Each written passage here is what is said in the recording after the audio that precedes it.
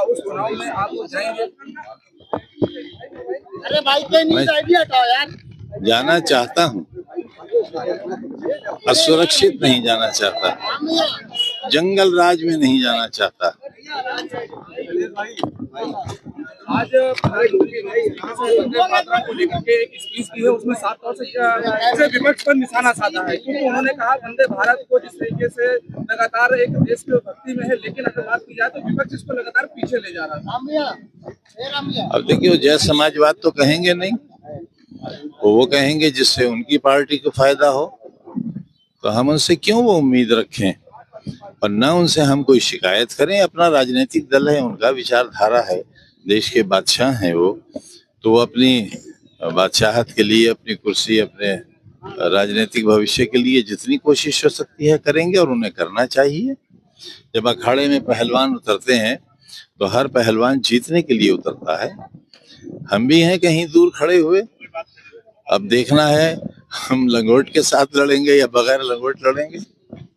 बात लंगोट की कर रहे हैं, आने वाले समय में समाजवादी पार्टी का जिस तरह से पीडीए चल रहा है, उसी को लेकर के तमाम लोग गले लगा रहे हैं कि आजम खान की जो चमकियां हैं अपने इशारों से, वो अभी दूर नहीं हुई है, कहीं न कहीं उनके दिल में नहीं कर सकता। बेटा, दिल्ली कहाँ रह गया, दिल्ली कहाँ रह गया?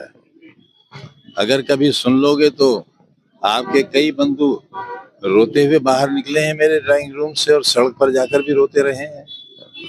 आप सुन नहीं पाओगे? कहाँ बगैर दिल के काम कर रहे हैं अब तो हम।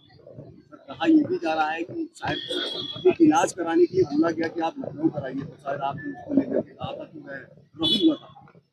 हाँ, तो लेकर के भी कुछ बातें कहाँ है? चर्चा हुई है मेरे पास देखिए, मेरी सैलरी पेंशन के अच्छे खासे पैसे हैं, करोड़ों में है।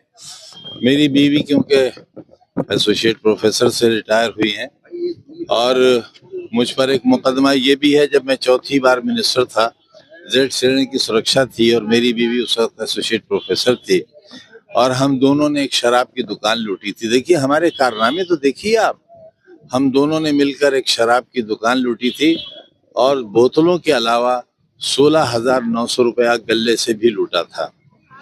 तो हम तो गिनीज बुक में भी पता नहीं हमें कहाँ जगह मिलेगी, जब हमारा इतिहास लिखा जाएगा तो उसमें भी हम सजा के मुंतजर हैं।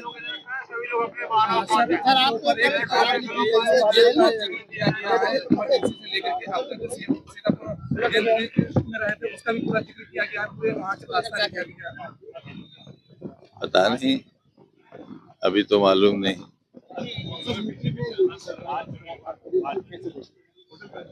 देखते ही नहीं है, चश्मा लगा रखा है, देखेंगे तो दर्द होगा, दर्द होगा तो चल नहीं पाएंगे।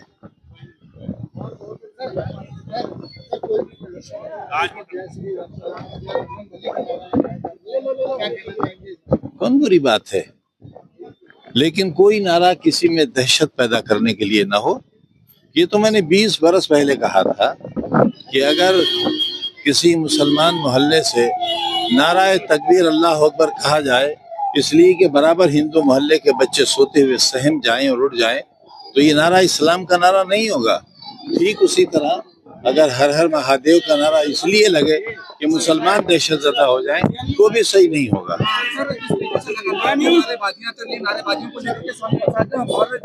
एक बयान दिया था जिसमें उन्होंने कहा था कि लोगों को लाइसेंस मिल गया है दंगा करने के बाद जय श्री राम की नारेबाजी करने का।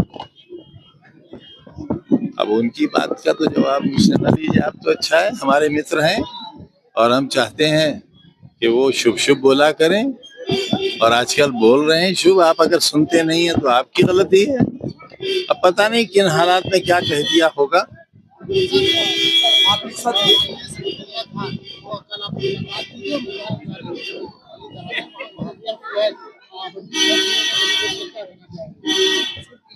कुछ भी नहीं कहना चाहेंगे, क्या कहेंगे? हमारी भी रोजी रोटी का कहीं ठिकाना था, वहां भी बुलडोजर चला। किसने किया?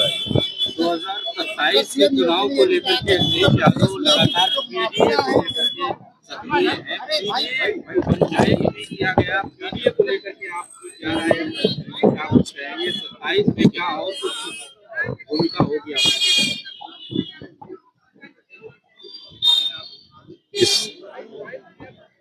मैं आपको क्यों बता दूं? जानता हूँ आप चाहते हैं बदलाव आए, वह इतना कह सकता हूँ कि हम उसमें हिस्सेदार हैं, मजबूत हिस्सेदार।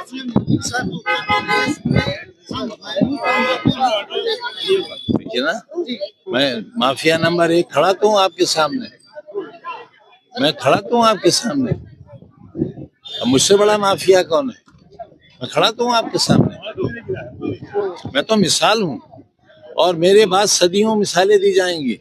लोग हमारे किस्से कहानियों की तरह सुनाया करेंगे, आपके बच्चे अपने बच्चों को सुनाया करेंगे और बताएंगे कैसा दौर भी हिंदुस्तान में आया था।